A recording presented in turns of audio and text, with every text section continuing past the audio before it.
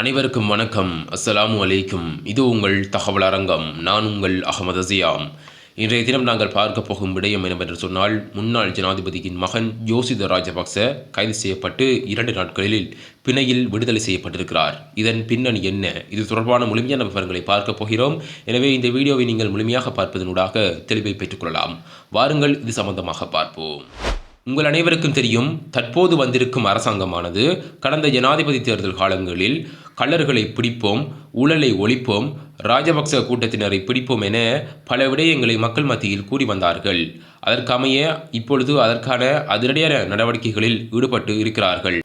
அந்த வகையில் முன்னாள் ஜனாதிபதி மஹிந்த ராஜபக்ச அவர்களது புதல்வர் ஜோசித ராஜபக்ச கடந்த 25ஆம் திகதி கைது செய்யப்பட்டார். ரத்மலானை ஸ்ரீமெல் பிரதேசத்தில் அமைந்துள்ள 34 மில்லியன் ரூபாய் பெறுமதியான வீடு மற்றும் காணியை வாங்கியது தொடர்பாக யோசித ராஜபக்ச சந்தேக நபராக கைது செய்யப்பட்டார். அதாவது பண மோசடி வழக்கில் தான் இவர் கைது செய்யப்படுகிறார். 34 மில்லியன் ரூபாய் பெறுமதியான வீடு மற்றும் காணியை வாங்கிய இந்த வழக்கின் பிரதான சந்தேக நபராக குறிப்பிடப்படுகிறார் யோசித ராஜபக்ச அவர்களது பாட்டி தான் இந்த வழக்கின் பிரதான சந்தேக நபராக குறிப்பிடப்படுகிறார். பண மோசடி வழக்கின் அடிப்படையில் தான் யோசித ராஜபக்ச அவர்கள் கைது செய்யப்பட்டார். சந்தேகத்தின் அடிப்படையில் தான் இவர் கைது செய்யப்பட்டார்.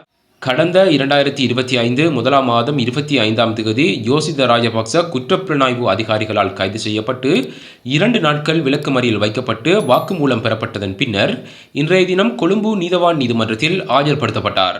அரசாங்கத்தால் தான் வழக்கு தொடரப்பட்டு யோசித ராஜபக்ச அவர்கள் கைது செய்யப்பட்டிருந்தார்கள்.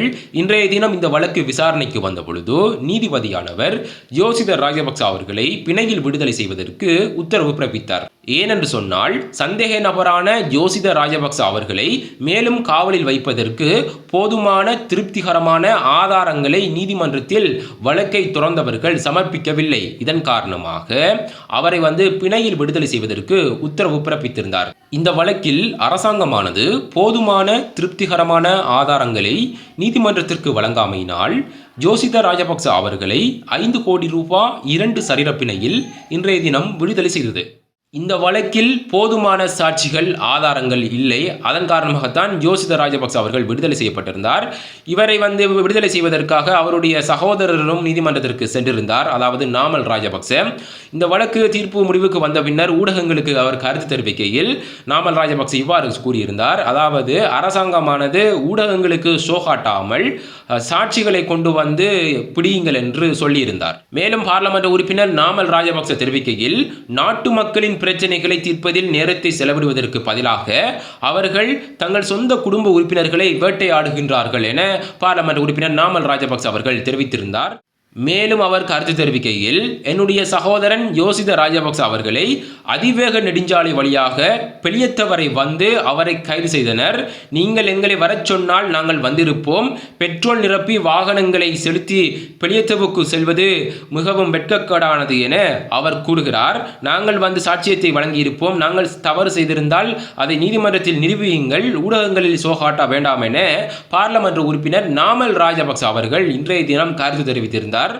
உண்மையில் முன்னாள் ஜனாதிபதி மஹிந்த ராஜபக்ச அவர்களது புதல்வர் யோசித ராஜபக்ச பண மோசடி வழக்கில் சந்தேக நபராக கைது செய்யப்பட்டு 2 நாட்களில் பிணையில் விடுதலை செய்யப்பட்ட இந்த சம்பவமானது சமூக ஊடகங்களில் அதிகம் வைரலாகி வருகிறது. இத்துடன் இந்த வீடியோவை முடித்துக் கொள்கிறோம். அடுத்த வீடியோவில் சந்திப்போம். அதுவரையும் நன்றி, வணக்கம்.